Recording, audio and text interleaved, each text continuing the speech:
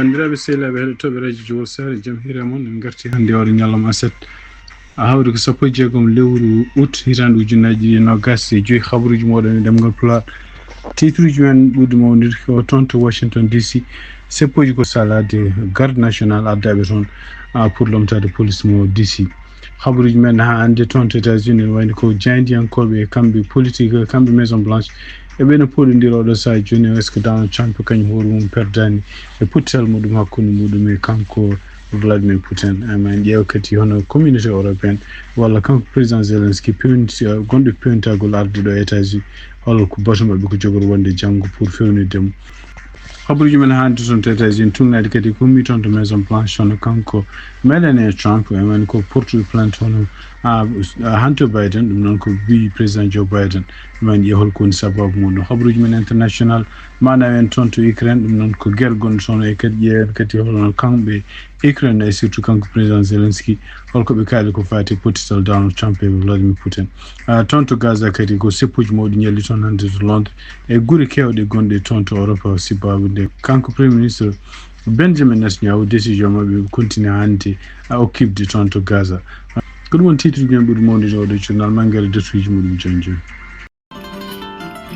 أعزائنا المستمعين إذاعة جول ساري تمد لكم يد من أجل أنها تتعامل معكم من أجل أنها تشتغل معكم إذاعة جول ساري فتحت أبوابها بوجوه جميع اللي راغبين بأنهم يتعاملوا مع إذاعة جول ساري داعين الولوفيين الكورالين الحسانين والسونيكيين وما يميز حد عن حد. إذاعة جول ساري تقدر تروج إعلانات وتحسيس وتغطية. إذاعة جول ساري موجودة من أجلكم، سعادتنا تكمل بالتعاملنا معكم. راديو جول ساري انترناشونال radio mon radio Jowol Sare ari wedde on jungo ngam yidde gollodade e mon e kala fanno no jidirɗon faltaki capato pullo so ninki e wolof e kala leñol so jiddon ko waɗanede publicité e reportage communiqué e erango radio Jowol Sare wonan ɗo ko onon weltare amen ko liggondirde e mon ɗum noon bisimilla mon.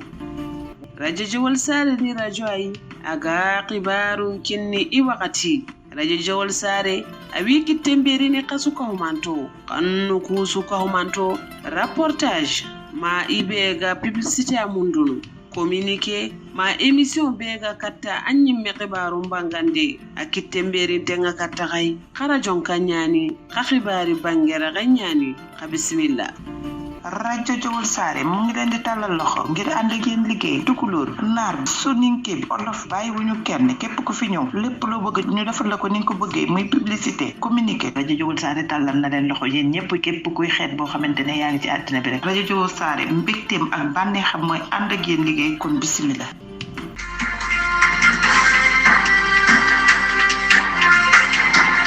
bandiraɓe sehilaɓe heɗotoɓe radio Jowol Sare ko adi fof ko fate weeyo ko sifti noon tan toon to Cincinnati en wayno ko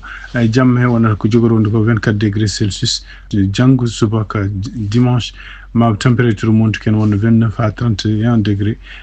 ma continue montude kadi ha 32 degré ɗum noon ko ha ɗon e talata haɓanaki talata subaka law hedde 6 heures du matin tuɓoji kadi ma ɓamtu ɗum noon talata e alarba ha yettinma ñande aljuma subaka law hedde 4 heures nden toɓoji ɗi darto donc guuli kiki ma continue wonde 29 degré tuggo aljuma ha yettinma dimanche yentere aronde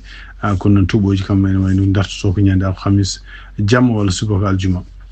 habaruji men toon to Washington DC tugnade kadi ko yalti hono kamɓe yimɓe hewɓe ngari toon seppude ɗum noon ko salade hono kamɓe gouvernement Donald Trump ɓeydude addude toon garde national uji pour rende laabi toon to Washington DC ɗum noon ko rende kala ko wiyete no laabi gonɗi toon e wiide makko kanko Donald Trump Washington DC won guure kewɗe gonɗe ɗo États-Unis ene wayno ko woni hen désordre ɗum noon ko crime aji ne keewi hen kadi ne wayno ko ɓe jiiɗi ko fittude ɗum waɗi e balɗe tuggi alhamis ha yettanma oɗo dimanche ɓen ha yettanma samedi subaka hande kono wona capantati neɗɗo naggama toon to Washington ɗum ko yimɓe wiyeteɓe homeless en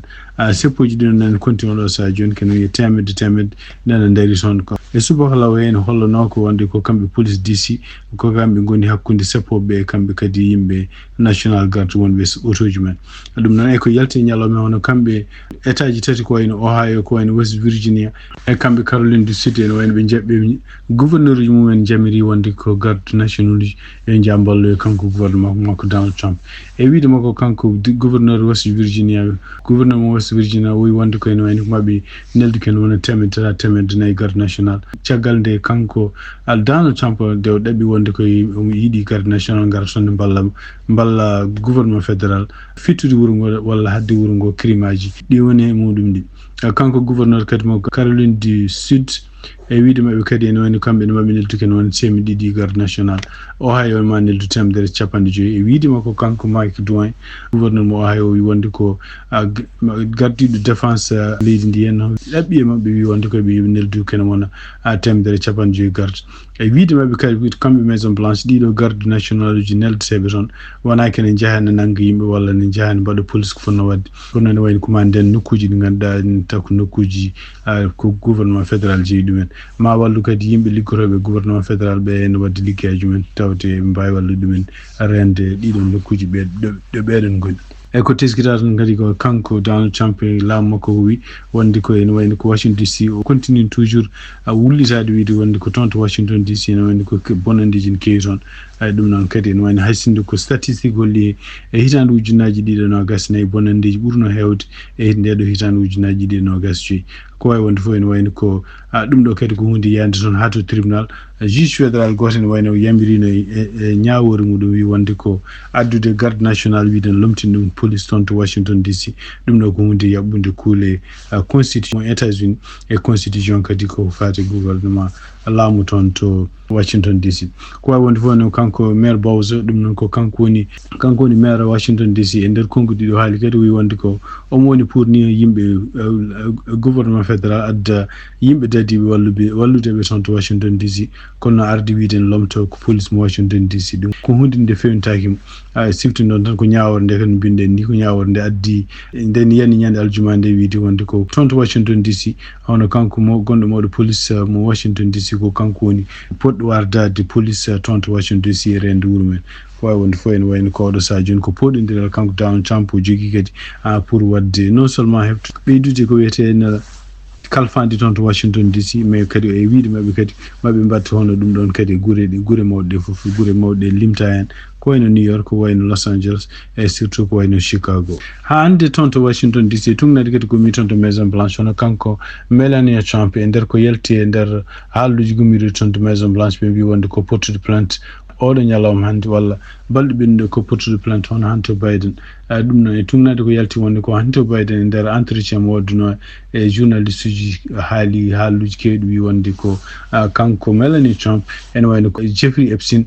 ene waɗi ko Jeffrey Epstein waɗi hakkunde makko kanko e Donald Trump ɗum noon e wayno ko kanko donc kanko Hunter Biden ɗi président Joe Biden o waɗno oɗo entretien koye neɗɗo goto biyeteɗo Andrew Callaghan ɗum noon ko neɗɗo liggotoɗo YouTube e nder oɗo entretien o haali hen wi wonde ko Jeffrey Epstein bartiɗo e hitande ujunnaji ɗi e 14 kaso taw no fadi kañum hoore mum no foti ñawede ene wayno ko kañum hoore mum walli Trump ha andodiri e Melania Trump kanko Hunter Biden kadi o haali ko journaliste goto biyeteɗo Michael Wolff kañum hoore mum bannoɗo entretien ji kewɗi e Jeffrey Epstein e ɗiɗon entretien ji kañum hoore mum ne holla hen film uji walla photo ji hono kanko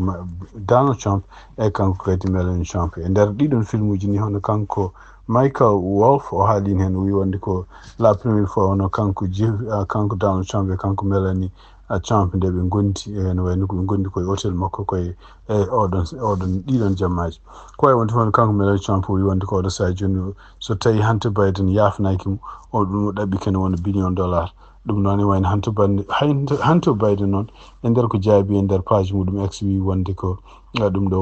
jabata ko kaɗon haalde ɗum ko gueɗe ɗe ganduɗa ala to jahata ko wawi wonde fof kanko Donald Trump kadi wi wonde ko tawde kanko mo andira kala mo porte plainte ko gañotoɗo ma o yamira avocat ji makko kanko Donald Trump yo ballu Melania Trump mbele no ganyo odoka an khabruji men to États-Unis tungna de kadi ko yalti ton to California no kanko gouverneur mo California gouverneur Newsom ender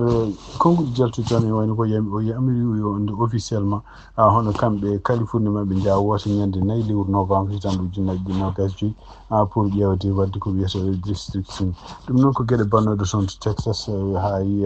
wonne sadiyankobe democrat en Texas en jalti leydi Texas sala dum don dum wi wonde tawde kambe républicain ko dum dum jidi wadde Californie buri wonde leydi mawdi e États-Unis mabbe kambe de men badde don page pour belle ustude kala de républicain ji gonno beyde hen démocrate dum non ko hunde ni ganda wi officiellement ma wota nyande anayi lewru novembre tan do junnaji no gasseji dum gadi ko hunde daminande no wada wonante gouverneur uji etaji ko wayno ton to Illinois hawna ton to New York e hawna ki ton to Michigan dum non ko ciagal de kambe Texas kadi yamirore Donald Trump be pelisi wonde ko kala nokkuji di ganduda en be jidi ustude démocrate en be ton républicain e dum woni be posti odon loi lolno nyanden ha kambe république ha kambe démocrate en saddi yanko mabbe hew jalti eta wonti wonde ko pode ndure est ce que ben pour nangede wala pour sekede ko wonde fo dum do officiellement nyande nay lewru novembre kambe Californie mabbe ngoto pour waylude kartal no ganduda en hollude démocrate en buri heed walla républicain buri heewde dum non ko tonto kali khabaruji min international puddo en ko jokkondiral walla potiral ngan kanko Donald Trump ngal waddi kanko président Putin dum non ko nyande aljuma bin do dum non hande jeyndi en ko ko en tonto États-Unis hono kanko Farid Zakaria nder kongudo haali wi dum do ko hunde de ganduda en ko hunde hertini do wonande kanko Donald Trump parce que Donald Trump en wayno udditani hono Putin juudi jabbi mun wertini dum hay tapis rouge dum fof ko hunde de ganduda kanko Putin o dañata dum e leyden Europe e kadi en wayno ko kala Putin ko namdi kanko Donald Trump en wayno ko dum woni ko yettini Europe naabe pour wiide ko dum do ko Putin yidi ambele guerre on darto dum fo non e wayni ko e wiide mako kanko Farid Zakaria dum do ko hunde de ganduda kanko Donald Trump ko wasato no wiide wonde ko mo dañ deal dum non ko mo dañ nanodiral gon pour mbele ko fati guerre darto ton to Ukraine dum do fo en wayni ko wodan ko dum wadi on do sa joni hono kambe kadi risnaabe o do sa joni be nyalli ton ko way kono koye feetoji ɓe ngoni insi babunde wiidema président mabɓe kañum hoore mum invitama toon to Amérique naati e leydi Amérique e kadi waɗi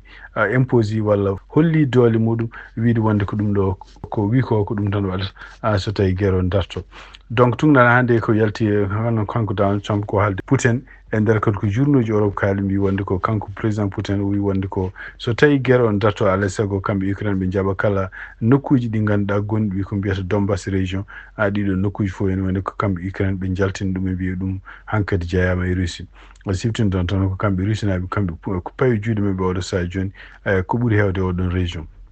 e ɗum noon kadi e wiide makko kanko Donald Trump ko haalde Europe naɓe o wi wonde so tawi kadi kamɓe Ukraine naɓe kadi ɓe natti hankkadi wiide wonde ko walla ɓe jeeya e OTAN ɗum fof kadi ene wayno kanko maw dartini jeeyngol ngol e wiide maɓɓe kadi ene wayno ko yiɗi ko wonde ko armée Ukraine wasa jogade armée mawɗo par ce que ɗum ko menace contre leydi makko kanko Russie ɗum ɗo fof noon ko gueɗe ɗe ganduɗa ene kanko Vladimir Zelensky ko gueɗe ɗe ganduɗa o haalin gila tan wi ko ɗum o jaɓata ha leydi makko haysino métre itte en wiye wonde ko leydi gondi jaɓɗum ko way wonde fof emo ɗamina kanko Zelensky arduɗo États-Unis altini garoɗo henna ɗum noon komo fotte Donald Trump toon to Washington DC tugnata hande AP News waali ko ɗum waɗi ñande dimanche janggo kamɓe président ji Europe ɗum noon surtout kanko gardiɗo leydi France gardiɗo leydi Allemagne e gardiɗo leydi Angleterre kadi ene wayno komaɓe mbad batu aɓe mbadda e Vladimir Zelensky ɗum noon kadi ko fewnide ɗum holko jogori jabade ko fate ɗe gueɗe ɗe ganduɗa kanko Vladimir Putin ko gueɗe ɗe ganduɗa en ɗe wi ko alay sago ɗeɗon gueɗe so tawi haare nde omo dartini ɗum caggal muɗum hono kanko Vladimir Zelensky o ara kadi toon to Washington o fotta e Donald Trump ɗum noon ko ene fada holkoɓe jogori haaldude batu maɓe janggo e kadi kanko Vladimir Zelensky holko jogori jabodirde e Donald Trump ñande altine garoɗo o habaruji men international toon to Gaza e tugnade kadi Al Jazeera ko reporti ono Israel naɓe mbawi bomborde tal goto hôpital gonɗo toon to Gaza City hande ɗum noon kadi ɗum ɗo fof koye peeje ɗe ɓe jogui oɗo saha joni continde plan mabɓe pour ittude kala palestinaɓe wonɓe toon e Gaza yaltinde ɗumen e ɗiɗon nokkuji ko wawi wonde fof ene wayno ko yiyama kadi hande toon to Canada e toon to Angleterre seppuji kewɗi doole no fewi surtout henno ko seppuji ɗi kadi pour salade gueɗe ɗe ganduɗa henno plan mo Israel jogui oɗo saha joni e ɗum noon kadi ko hunde nde ganduɗa henno ɗiɗon seppuji kadi ne ɓeydo hewde doole toon to Europe oɗo saha joni ko wawi wonde fof kanko président walla kanko premier ministre mo Israel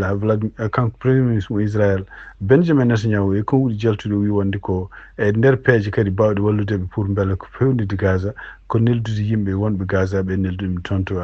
to Soudan du Sud ɗum noon kadi ko hunde nde ganduɗa henne kamɓe communauté international ɓe caali ɗum ko wawi wonde fof ne wayno ko bonandeji nene ɓeydo hewde tugnade hande yimɓe liggoroɓe Nations Unies ko haali toon sibabude hande heekeji ɗen continue e kan kamɓe Israel kadi ɓe dartinani bombuji ɗe mbaɗata ɗi ko wawi wonde fof ene wayno ko oɗo saha joni kamɓe États-Unis e tugnade kadi konguɗi gummiɗi toon to woni journo ji woni États-Unis mbi wonde ko kanko Donald Trump woni koye ƴewde Israel gueɗe ɗe waɗata ɗe henna pour yo dartine ɗum sabu nana ɓeydo e hebbinde añɓe yimɓe ɓe ganduɗa henne wonɓe contre muɗum e ɗum noon kadi ko hunde moƴƴe nde jogorani moƴƴude e politique Israel walla politique États-Unis e kañum horum siftinde on tan ko leyɗele aduna ɗe fof ko ɓuuri hen hewde oɗo saha joni ni critique plan moɓe mbaɗata o surtout haareji mabɓe toon to Gaza ha heddi kamɓe États-Unis ɗum wayno ko haysino ko conseil de sécurité haysino ko conseil de sécurité des Nations Unies rendino ñande alarba alhamis ɓen ɗo ene wayno ko ala résolution ƴeftaɗo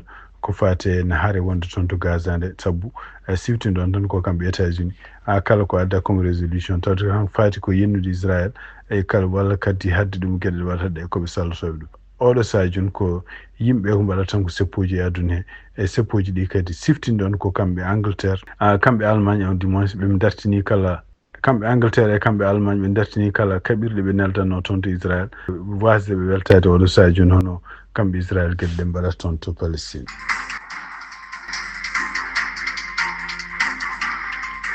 bandiraɓe sehilaɓe heɗotoɓe radio Jowol Sare habaruji min jogi Pulaar e oɗo ñalawma aset 16 lewru août hitande 2025 gasi ha laaɓi yen mbaali jaam ha janggo kadi ma en garto on jaara